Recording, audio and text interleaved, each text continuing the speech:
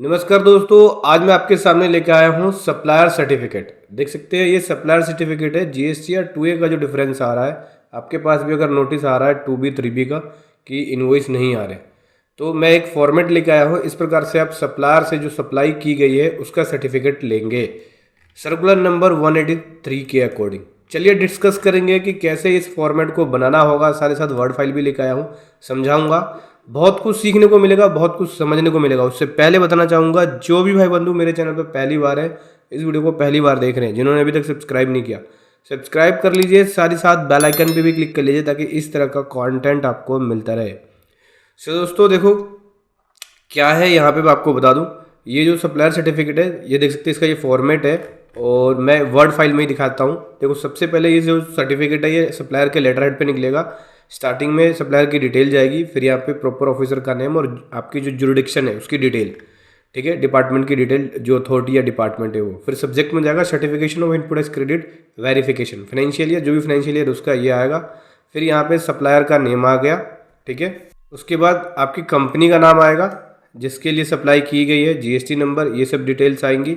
फिर उसके बाद यहाँ पे बोल रहे हैं कि जो सप्लाई की गई है उसका जीएसटी पे किया गया है हमारी जीएसटी रिटर्न में। मतलब सप्लायर यहाँ पे बोलेगा कि जो सप्लाई की गई है इस सप्लायर को, ठीक है, उसका जीएसटी पे किया गया है जीएसटी रिटर्न के अंदर। जो इन्वॉइसेस की डिटेल है सप्लाईज की वो ये है, देख सकते हैं। ये टेबल होगा, इस फॉर्मेट में कर लेना। Bill number, date, amount, sale amount, जो भी टैक्स का अमाउंट है, आईसीएस, जैसे कि ये लोकल सप्लाई है तो सी और एस है, आई होगा तो IGST, CGST, SGST. Date of submitting या date of filing of GST या 3B लिख सकते हो, तो वहाँ पे ये आएगा।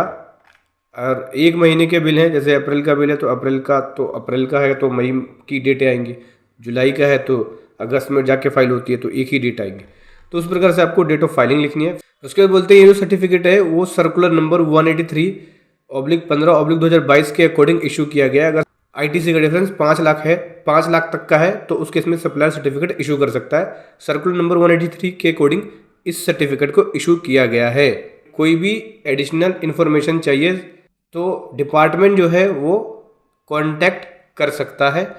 इस तरह की लाइन भी यहाँ पे लिख दी गई है। तो उसके बाद लास्ट में सप्लायर की डिटेल आ जाएगी, जैसे name, address, GST number, signature वगैरह, और ये लेटर हेड पे निकाल सकते हो आप इसको, और सप्लायर इसको साइन करके आपको दे देगा। आपका जो डिफरेंस आ रहा है 3B और 2A के अंदर, वो आप इस सर्टिफिकेट को दिखा के क्लियर कर सकते हो। 5 लाख तक का डिफरेंस है तो सप्लायर सर्टिफिकेट इशू कर सकता है। 5 लाख से ऊपर का होगा तो उस केस में सीए सर्टिफिकेट चाहिए होता है, ठीक है।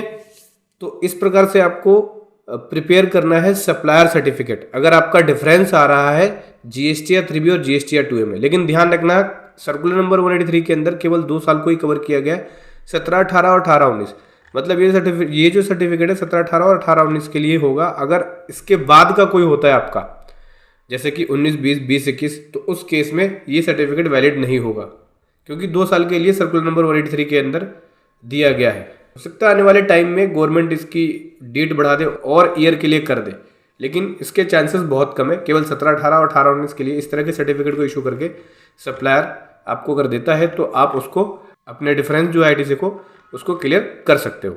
अगर आप इस सर्टिफिकेट को डाउनलोड करना चाहते हैं तो वीडियो के डिस्क्रिप्शन में इसका लिंक मिल जाएगा।